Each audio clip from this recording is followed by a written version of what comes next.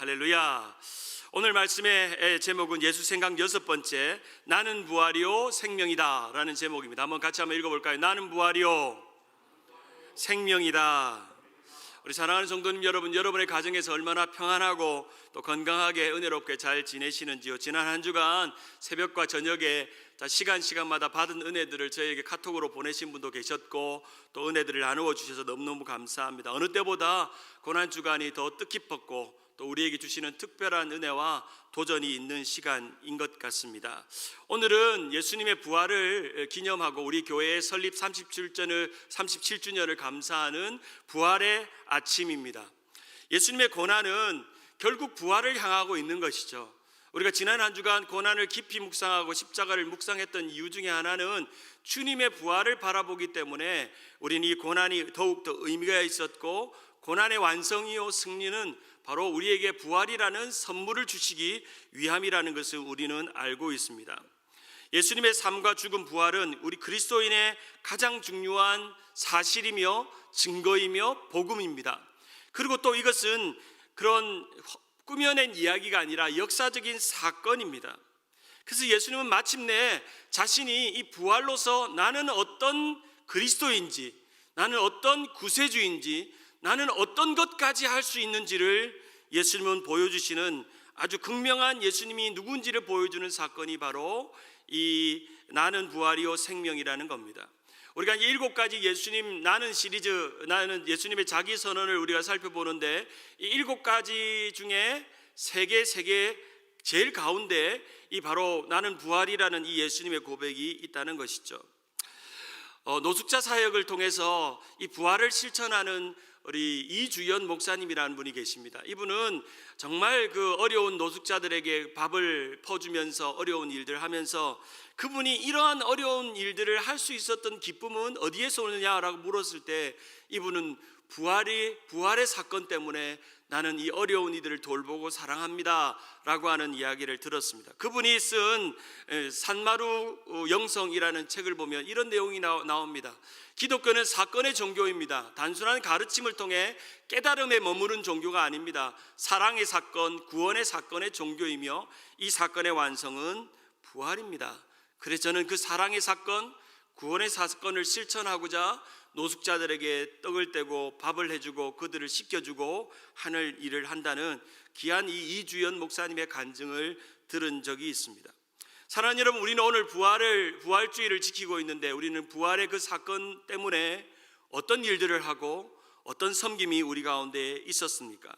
더더욱 이 부활주일이 더 의미가 있는 것은 우리 주변에 퍼져 있는 이 어두운 그림, 그리고 이 코로나19로 인한 또 죽음의 그림자들을 우리가 바라볼 때마다, 또 특별히 이 죽음의 공포와 두려움 속에 놓여있는 우리의 상황을 볼 때마다 우리는 점점 주님의 부활이 필요하다는 것을 느낍니다. 기독교는 사랑과 진리를 가르치고 구원에 대해서 가르치는 것에 머무르지 않고 구원의 사건을 일으켜 부활의 사건인 영원한 생명을 주는 종교이기에 우리는 더욱더 이러한 때에 절망과 사망의 소식이 뉴스를 통해서 심심찮게 들려오는 이때에 우리는 점점 부활을 더 많이 붙잡아야 되고 부활을 모르는 사람들에게 부활을 증거해야 합니다. 어제 뉴스를 보니까 이제 누적 사망자가 세계 1위가 바로 이제 미국이 되었다라고 할 만큼 이제 대통령은 50개 주 전 지역에 어느 지역도 예외 없이 다 이 재난지역으로 선포되어진 유례 없는 어려움들을 맞고 있습니다. 이제 이탈리아를 뛰어넘어서 미국이 세계 1위가 된 어제로서 이제 사망자 숫자가 세계 1위가 된 그런 일들이 일어났습니다. 제가 이제 코로나19가 한국에서 막 퍼졌을 때 저희 부모님을 걱정하면서 전화를 했었는데 거꾸로 부모님이 저에게 전화가 옵니다. 제가 한국이 걱정이 돼가지고 한국에 전화를 했었는데 어머님이 전화 오셔가지고 하는 말이 야야 우야꼬 미국에 억수로 죽는 사람이 많단다. 조심해래. 마스크 꼭 쓰고 다니고 준재 특별히 조심시키래. 우리 어머님이 전화 오셔가지고 오히려 미국에 사는 저를 걱정하십니다. 특별히 우리 교회 유학생들 몇 명이 있었는데 빨리 한국으로 들어가라고 해가지고 우리 유학생들도 몇 분이 들어가긴 했는데요. 지난주 금요일 날 교육자들이 마음을 모아서 LA 여기 엘몬테에 있는 그 커뮤니티 병원을 방문했었습니다. 방문해가지고 가보니까 엘몬테에는 병원이 하나밖에 없거든요. 그레이터 커뮤니티 하스피털이라고 하는 병원 하나밖에 없는데, 그 병원에 이제 우리가 마스크를, 교육자들이 마음을 모아서 마스크를 전달하고 너스와 의료진들에게 전달하러 갔는데, 그 한켠 주차장에 선택 진료소가 만들어진 것을 보았습니다. 거기에 서 있는데 왠지 모를 죽음의 공포가 저에게 싹 찾아오더라고요. 거기 앞에 그 선택 진료소 텐트와 거기에 있는 임시 컨테이너와 사람들이 그 앰뷸런스에서 사람을 내리는 장면을 우리가 멀리서 보는데 덜컥 겁이 나오는 거예요. 빨리 집에 가자. 덜컥 겁이 날 정도로 바로 우리 교회 주변 5마일, 6마일 근처에 그러한 사망의 공포와 두려움의 공포에 있는 사람들이 있습니다. 제가 이제 뉴욕과 뉴저지에 사역하는 친구들에게 이제 전화를 걸어서 어떻게 교인들은 어쩌냐고 물어보면, 참 이 코로나19로 인해서 장례를 치르는 친구 목사님들 보면서 참 마음이 참 어려웠다 하는 이야기를 듣고, 참 그래도 우리 성도님들이 또 안전하게 집에 잘 계신 게 너무너무 감사하다. 당분간 교회 안 오셔도 아무 문제 없으니까 여러분이 건강하게만 계시면 5월 지나고 6월 지나고 7월쯤 좋아지면 올 겁니다. 그때는 반드시 올 거니까 지금 여러분이 건강 잘 챙기시는 게 너무너무 저를 위하는 길이고 교회를 위한 길입니다. 며칠 전에 신문에 보도된 여러 가지 이런 뉴스들과 장면들을 보면서 우리는 점점 유례없는 이 세상 가운데 일어나는 이 사망의 소식과 두려움의 뉴스들을 듣습니다. 그리고 우연히 뉴스를 통해서 보았던 한 장면의 사진을 보면서 마음이 털썩 주저앉았습니다. 이 사진은 뉴욕 브롱크스 인근의 하트섬이라는 곳에 이 무연고자들, 그리고 가족이 없어서 장례를 치를 수 없는 사람의 시신들을 이 묘지섬, 절망의 섬이라고 불리는 곳에 이 포크레인을 땅을 파서 시신을 묻는 장면을 보면서 참 우리 인간은 정말 보잘것없는 존재라는 것을 느끼고 깨달았습니다. 이 한 장의 사진을 통해서 오늘 문명이 발전되어지고 또 사회가 더 좋아지고 과학이 발전되고 의료가 발전되었는데 불구하고 이 보이지 않는 바이러스 하나 때문에 수많은 사람들의 처참한 죽음들을 우리가 보아야 되는 너무나도 안타까운 장면들을 봅니다. 인간이 얼마나 한없이 약하며 인간이 한없이 하나님 앞에 부족한 존재인지 자신을 자랑하고 자신해 본들, 이 보이지 않는 바이러스 하나가 수십만 사람을 죽이는 일들을 일어났다는 것입니다. 바로 미국 뉴스에 자주 등장하는 치명적, 데들리, 참혹한, 호렌더스라는 단어가 우리의 사망의 소식을 말해줍니다. 점점점 이 사망의 소식 속에서 우리는 무엇을 붙들고 우리가 어떤 위로를 받을 수 있을까요? 죽는다는 것은 생각조차 하고 싶지 않은 분들이 많이 계실 겁니다. 누구나 죽는다는 것은 필연적이고 절망적인 뉴스입니다. 죽음은 슬픈 것이고 비극적인 거고 두려운 것입니다. 죽음은 그렇습니다. 제가 이번 주 고난주간을 지나는데 제 꿈에 몇 달 전에 돌아가시는 유겸 장로님이 나타나셨어요. 제가 꿈을 잘 기억하는 사람이 아닌데 지금 천국에 가신 유겸 장로님이 갑자기 나타나시더니 지팡이 짚고 오시더니 저보고 하는 말이, 목사님 교회는 괜찮죠?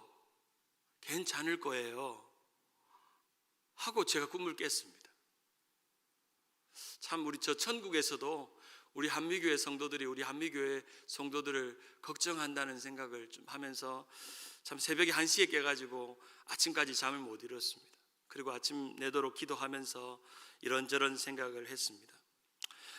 우리는 이 코로나19가 종식되도록 기도해야 합니다. 이 절망의 시간이 지나고 이 절망과 또 사망의 시간들이 넘쳐나는 이때에, 불확실한 미래와 두려움을 오늘을 사는 이때에, 불안과 절망이 혼재된 이때에 우리는 어떻게 믿음을 가지고 부활의 소망을 가지고 살아가야 될지를 생각해 보아야 합니다. 어쩌면 빈 무덤을 두고 가신 예수님처럼 오늘도 텅 빈 예배당을 두고 부활하신 주님을 기념해야 되는 이때에 우리는 해피 이스터가 아니라 어쩌면 마음에 무거운 헤비 이스터로 무거운 부담감과 또 책임감을 느끼면서 이 빈 무덤이 아니라 텅 빈 예배당에서 우리는 부활의 신앙을 다시금 생각해 보아야 합니다.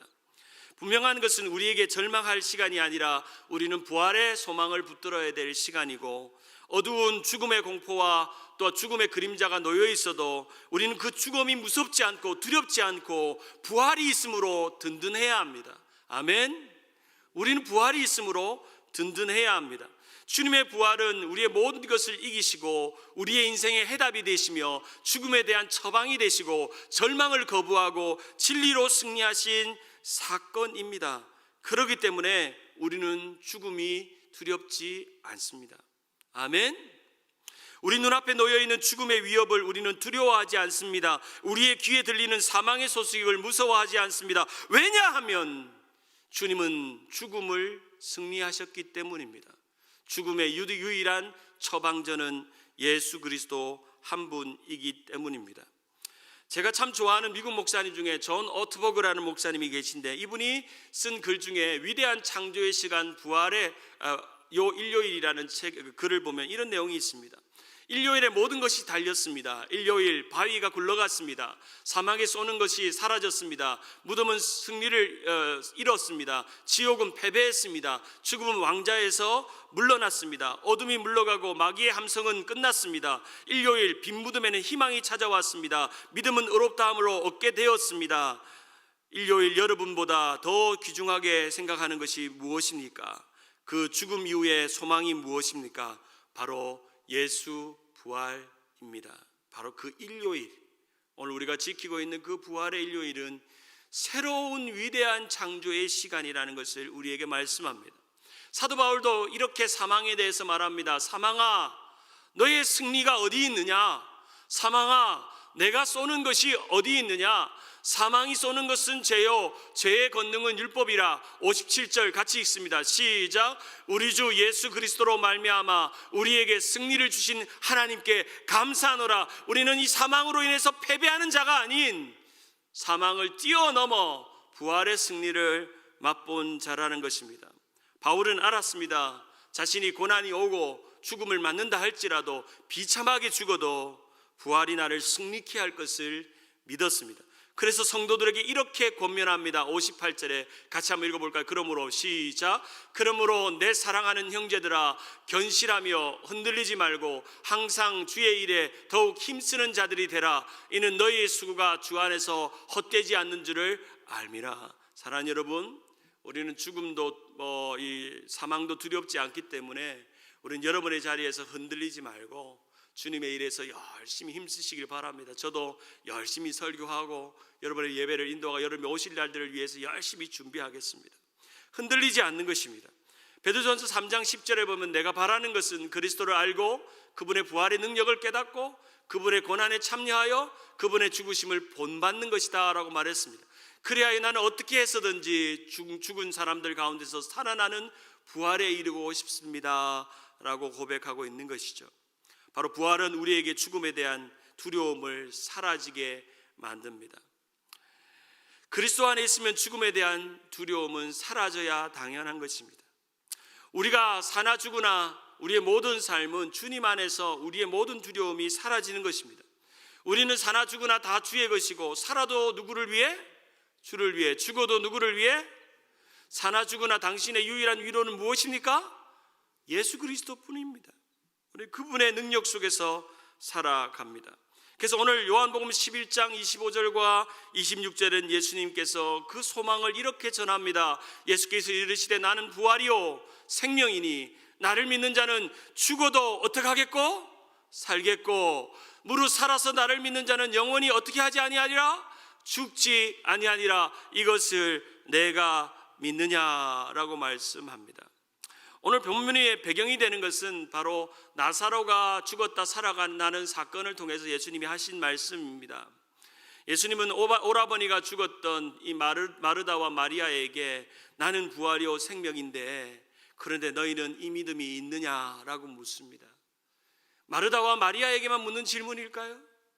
죽었던 나사로를 살리기 위해서 주님 앞에 매달렸던 그 두 여인에게만 주신 말씀일까요? 그렇지 않습니다. 오늘도 우리의 죽었던 영혼과 사망 가운데 있었던 우리들을 향한 주님의 질문입니다. 내가 믿느냐? 내가 부활을 믿느냐? 묻습니다. 마르다는 이렇게 고백합니다. 이르되 주여 그러하외다. 주는 그리스도시요 세상에 오신 하나님의 아들이신 줄을 내가 어떡하나이다? 믿나이다. 사랑하는 여러분, 우리가 이 시간 더 많이 우리 마음속에 생각해야 될 것은 바로 부활의 신앙입니다. 그런데 이 세상의 많은 사람들은, 우리는 부활을 믿지만 이 세상의 많은 사람들은 아직도 부활을 믿지 못하고 부활의 복음을 받아들이지 못합니다. 어떤 학자가 현대인들이 왜 부활을 믿지 못하는가를 세 가지로 이렇게 말합니다. 첫째, 눈앞에 보이는 인생의 필요함을 쫓아 살기 때문에. 두 번째, 우리가 이루어 놓은 인생에 대한 자신감이 넘쳐나기 때문에. 세 번째로, 현대과학과 이상을 너무 과신하고 살기 때문에 부활을 믿지 못한다는 겁니다. 사랑하는 여러분, 여기서 우리가 생각해 볼 것이 있습니다. 지금 이 코로나19는 이 세 가지 자신감이 다 사라진 때입니다. 우리의 필요를 쫓아서 살 수 있습니까? 가게 문을 열고 직장을 가고 마켓을 가고 마음대로 갈 수 있습니까? 없습니다. 우리의 인생에 대한 자신감을 여러분 가질 수 있습니까? 여러분이 죽지 않는다고 보장할 수 있습니까? 죽지 않으면 좋겠지만 어느 누구도 내 생명을 보장할 수가 없습니다. 오늘의 의학이 발달하고 과학이 발달하고 이성이 발달하고 정부기관에서 수많은 돈을 투자해서 우주선을 쏘아서 저 달나라까지도 보내는 세상에 살고 있지만 그 보이지 않는 바이러스 하나 통제하지 못하기 때문에 전 세계는 쩔쩔매고 어쩔 줄 모르는 이런 세상 속에서 살고 있습니다. 돈이면 다 될 것 같은 세상 속에서 살고 있지만 우리는 지금 과거보다 훨씬 더 어려운 경제의 대공황을 맞을지도 모릅니다. 이러한 절망 속에서 우리는 무엇을 믿어야 할까요? 바로 부활을 믿는 것입니다. 우리의 소망 되시고 또 우리의 참된 소망은 부활에 있다는 것을 믿고 그 부활의 공동체로서 우리는 이 세상에 존재하며 부활 신앙을 세상 가운데 전해야 합니다.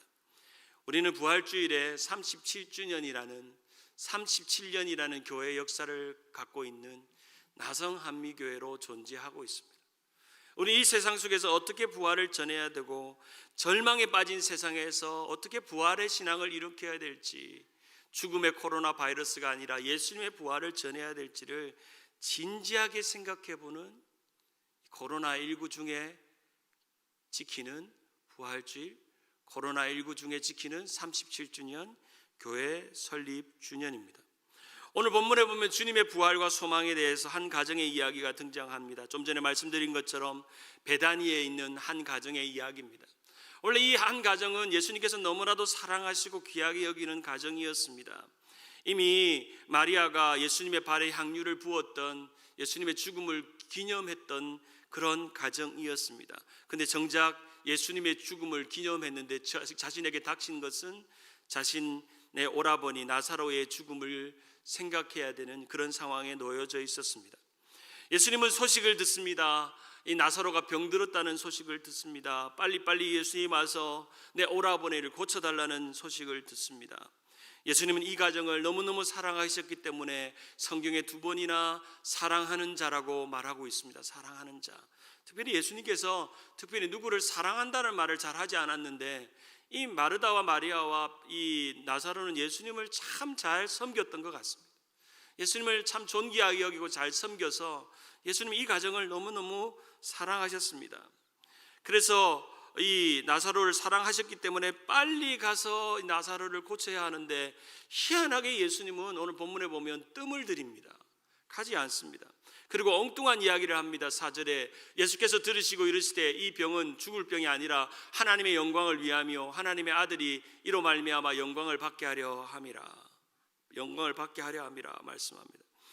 이렇게 말씀하신 의미는 바로 예수님이 이 나사로의 부활의 사건을 통해서 자신의 부활을 설명하고 이 뜸들이는 이 시간이 조금 지나고 나서 나사로가 완벽하게 죽으면 내가 부활을 일으켜서 더 큰 영광을 보게 할 것이라는 특별한 예수님의 의도였던 것입니다. 그래서 오늘 본문에 보면 11장 6절에 보면 이틀을 더 유하셨다고 말합니다. 빨리 가서 나사로를 고쳐줘야 되는데 예수님은 이틀 동안 더 미그적거리시면서 가지 않으십니다. 많은 학자들은 이 이틀이라는 시간이 너무너무 중요한 시간이라고 말합니다. 사망의 기운이 점점 짙어지는 시간, 절망의 울음이 더욱 커지는 시간, 사망의 그런 시간이 더 가까워지는 시간, 이틀들을 만들어서 결국에는 나사로가 살았습니까? 죽었습니까? 예수님이 살리기 전에는 죽었죠. 무덤에 나흘 동안 있게 된 것입니다. 나사로의 부활과 예수님의 부활을 연결시키고자 예수님은 이 사건들을 기다리셨고 또 그들의 고통과 눈물들을 그냥 바라보시기만 할 수밖에 없었던 것입니다. 요한복음은 특이하게도 예수님의 모습을 드러내는 나는 어떤 존재라는 걸 말하면서도 어떤 사건을 대비하면서 이야기하는데, 부활이라는 예수님의 존재를 설명하면서 나사로의 부활을 말하는 아주 절묘하게 나타나는 본문이 바로 오늘 본문이라고 말할 수 있습니다. 예수님은 이 사건을 통해서 부활과 부활의 신앙을 말했습니다. 예수님이 이제 이 마르다와 마리아에게 찾아갔습니다. 이미 때는 늦었습니다. 나사로는 죽었습니다. 무덤에 나흘 동안 있었습니다. 이 두 마리아와 마리다가 똑같이 예수님 앞에 원망하듯 말합니다. 주께서 여기 계셨더라면 내 오라비가 죽지 않았을 텐데, 또 마리아가 이야기합니다. 주께서 여기 계셨더라면 내 오라비가 안 죽었을 건데, 주님 우리 사랑한다면서요, 우리 좋아한다면서요, 우리 귀하게 생각한다면서 왜 이틀을 그렇게 머무시고 이제 오십니까? 주님이 하나님이시라면서요, 주님은 많은 병자도 고치셨잖아요. 왜 우리는 주님에 대해서 특별하게 사랑을 잊고 있는데도 왜 주님은 우리에게 이틀 동안 머무셨나요? 그렇게 말하고 있는 것입니다. 나사로의 상태는 시간이 나흘이 흘렀고 죽은 지 나흘이 되므로 사망의 냄새, 시체의 냄새가 풀풀 나고 있었습니다. 원래 나사로의 집은 향유 냄새가 넘치는 집이었습니다. 근데 순식간에 시체 냄새가 넘치는 집으로 바뀌었습니다. 예수님이 좀 일찍 오셨으면 계속 향유 냄새가 나고 웃음이 넘치는 집으로 했을 건데, 사람 여러분, 여기서 우리가 한번 생각해 볼 것이 있습니다. 이 이틀이란 시간, 어쩌면 코로나19의 이 시간은 안타깝게도 그 이틀의 시간과 같은 시간과 같습니다. 이 시간이 한 달이 될지 두 달이 될지, 어제 시에서는 5월 15일까지 또 한 달을 연장했는데 벌써 두 달입니다.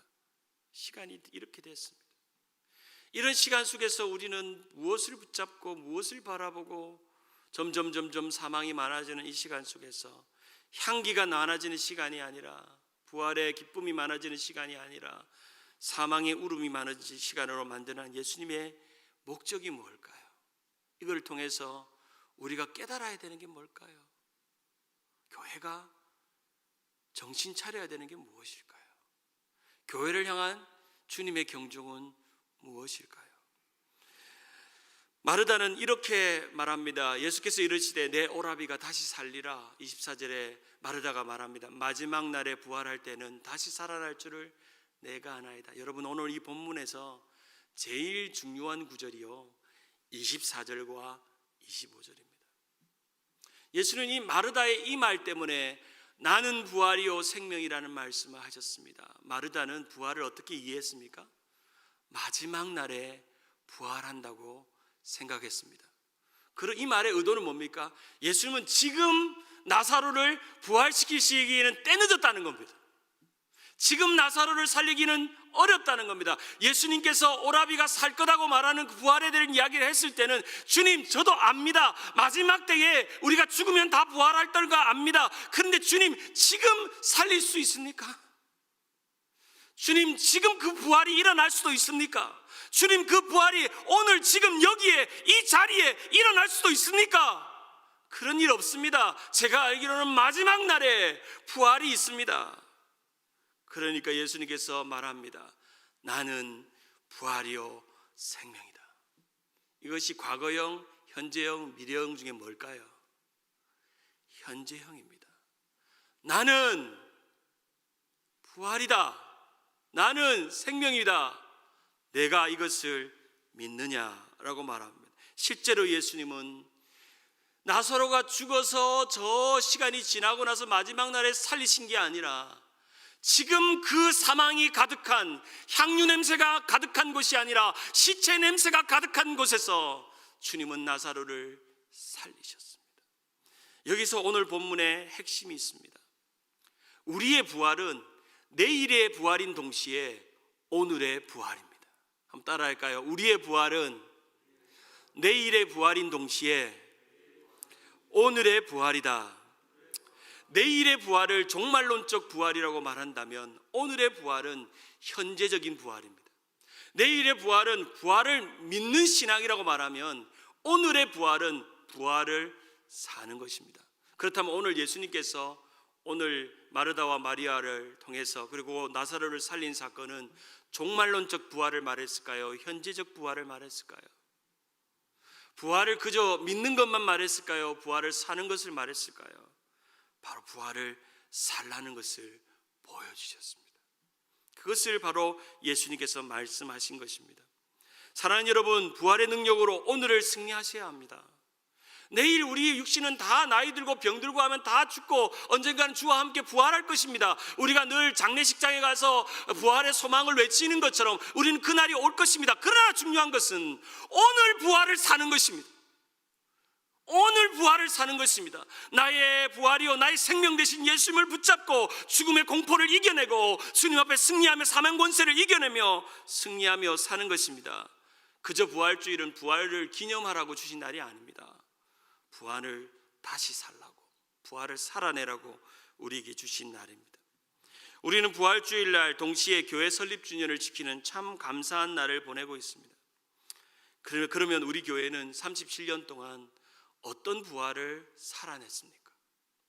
우리는 이 한미교회에서 어떤 부활의 공동체로 만들어냈습니까?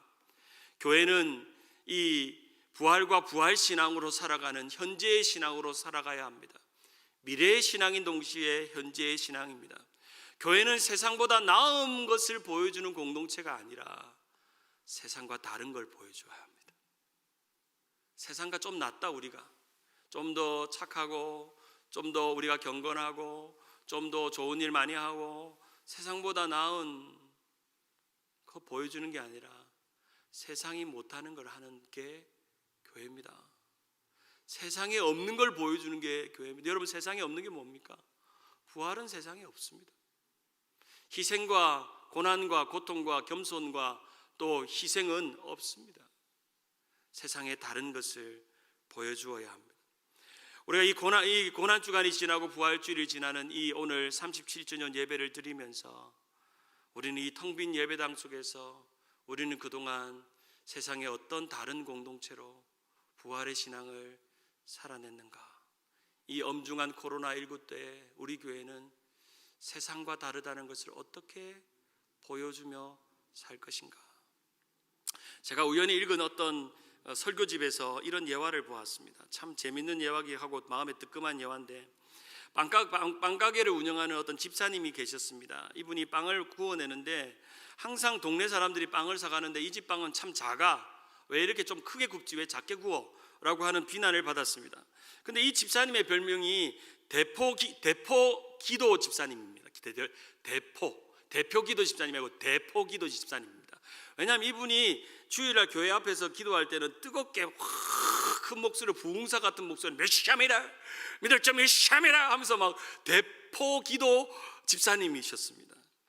근데 이 대포기도 집사님이 사람들이 자신에 대해서 뒤에서 수근수근거리고 빵집에 오신 손님들이 이 집은 빵이 작아라고 하는 그 말을 하고 다니는 것을 이야기를 듣고 마음이 너무 상해가지고 담임 목사님에게 찾아갔습니다. 목사님, 저는요 참 열심히 살았는데 왜 사람들이 저를 싫어하는지 모르겠어요. 저는 힘차게 기도도 하고요, 신앙생활도 잘하고요, 열심히 헌금도 하는데요, 저는 왜 사람들이 나를 이렇게 비난하는지 모르겠어요 하니까 목사님이 뭐라고 권면했냐면, 집사님, 기도 소리는 조금 줄이고 대신 빵 크기를 늘리세요. 대신 빵 크기를 늘리래. 기도 소리는 조금 줄이고 빵 크기를 늘리래요. 제가 어떤 설교집에서 이걸 보면서 참 마음에 와닿았어요. 참 웃지 못할 이야기인데요, 교회 안에 커져가는 기도 소리, 찬송 소리만큼 세상에 나눠줄 수 있는 빵 크기가 커져가는 교회가 되어야 합니다. 그게 세상과 다른 것입니다. 세상에 나눠줄 수 있는 빵 크기가, 열심히 우리끼리 모여서 기도하고 찬송하고 주시옵소서, 주시옵소서, 지켜주시옵소서, 우리 보호해 주시옵소서, 이 코로나19에서 우리 교회는 어렵지 않게 주시옵소서 라고로 끝나는 것은 부활신앙이 아닙니다. 부활신앙은 나누어주고 섬기고 돌보고 하는 일에 부활신앙이 있습니다. 아프리카 탄자니아에 태권도 선교를 하신 박상현 목사님이라는 분이 계십니다. 삶이 말한다라는 책에 보면 이런 내용이 있습니다. 나는 선교 사역을 하면서 수년간 선교 사역하면서 나는 자신에게 자주 이렇게 질문한다. 나는 예수 그리스도를 따르는 그리스도인으로서 삶으로 아프리카 사람들에게 예수를 말하고 있는가? 나는 정말 삶으로 예수를 말하고 있는가? 나는 정말 삶으로 예수를 말하고 있는가? 말씀을 맺고자 합니다. 요즘 가정에서 예배드리면서 일상에서 영성을 훈련하는 시간을 참 보내고 있는데요, 일상의 영성 부활이라는 책을 쓰신 유진 피터슨 목사님이 이런 글을 남겼습니다. 부활이 신앙의 중심이다. 부활이라는 중심을 회복해야 한다. 부활을 살아나는 시장에서 우리가 자신에게 누구인지 말해주고 우리에게 필요한 힘을 공급해 주어야 한다. 우리가 이렇게 질문해야 된다. 어떻게 하면 부활을 실천하며 삶을 살 수 있을까? 부활이 일상이 되게 하고, 이 부활은 이 땅에서 일어났기 때문에 현재의 부활과 미래의 부활을 살아내는 것이 우리 가운데 있다는 것입니다. 사랑하는 여러분, 나는 부활이요 생명이라는 예수님의 고백을 믿는다면, 정말 너희가 믿느냐 물을 때 예 믿습니다 한다면, 우리는 현재에도 부활을 살아야 되고 미래에도 부활을 살아내는 사람입니다. 우리가 그 부활의 목적으로 교회를 하고 있다면 우리는 세상에서 어떤 부활을 나누어 줄 수 있을지, 어떤 부활을 고백하고 있을지를 함께 고백하며 이루어 가기를 원합니다. 우리 교회가 50년이 되고 100년이 돼도 저 교회는 부활이 있어, 저 교회 성도들은 부활을 살아낸 성도야 라고 말합니다. 제가 꿈에 유겸 장로님 나타나셔서 깬 이유는요, 마침 유겸 장로님이 저보고 똑바로 하라는 것 같았어요. 이렇게 어려울 때 똑바로 해, 똑바로 해,